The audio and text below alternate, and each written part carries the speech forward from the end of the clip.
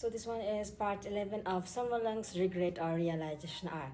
So Wenlang and Gaotu's father Gao Ming had arranged a meeting at 11:30, but like even 15 minutes earlier, Wenlang was already there. And after waiting about 20 minutes, Gaotu's father walked in, and he was a middle-aged man wearing slippers in a tank top and chewing gum with his hair slicked back, and he looked nothing like what Samalang had imagined Gautu's father would look like. So they introduced themselves, and Samalang politely asked where Gautu was, to which Gaoming said that it wasn't time yet, for he had told Gautu to come around at 12:30. And hearing that, Samalang's brows knit slightly, and everything about the man, from his manner to his speech, grated him, but he suppressed his displeasure because he was Gautu's father, the one who had brought him into this world. And Samalang asked, wasn't 11:30 was the agreed time? But Gaoming said that it was for the two of them, for Gaoming had something to ask privately with Samalang only.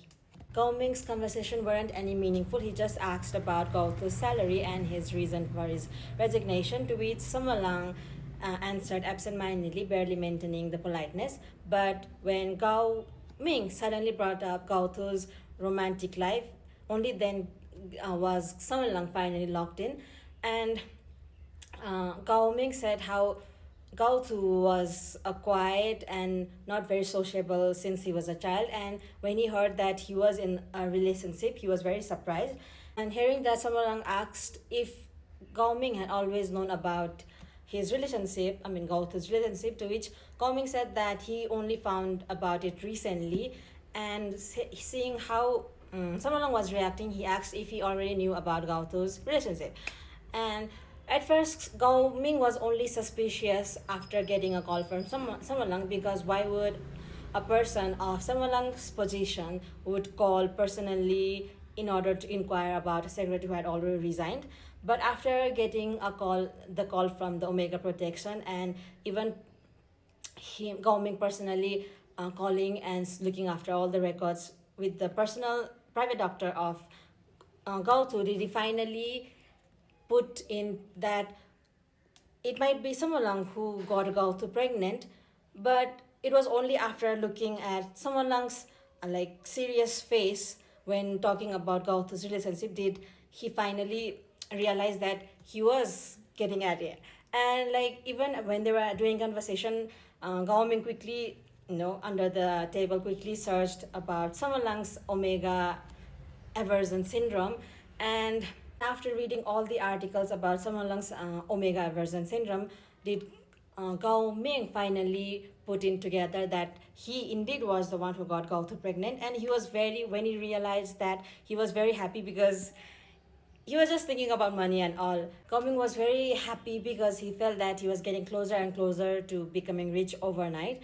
And he felt that Gautu, whom he had always thought of as the plain unremarkable beta, would suddenly turn up to be an omega who could get pregnant by such a wealthy and powerful alpha.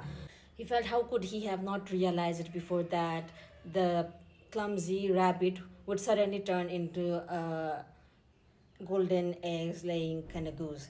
But he felt that it still needed confirmation, and even one little misstep could ruin everything. Meanwhile, Sun Walang's impression about Gautu's father couldn't have been any worse. He found the man's attire to his manner completely inappropriate and intolerable.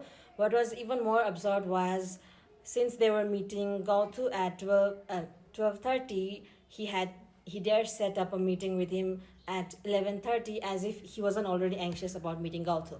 And not only that, right when it was about 30 minutes away from meeting Gautu, Gao Ming suddenly got up and said that he needed to step out for a minute. And hearing that, Samalang was so angry, and he felt as if that was a joke, because who would dare stay there and suffer such humiliation? And he felt that had the person before him not been Gautu's biological father, then he would have already slapped him and walked away much earlier.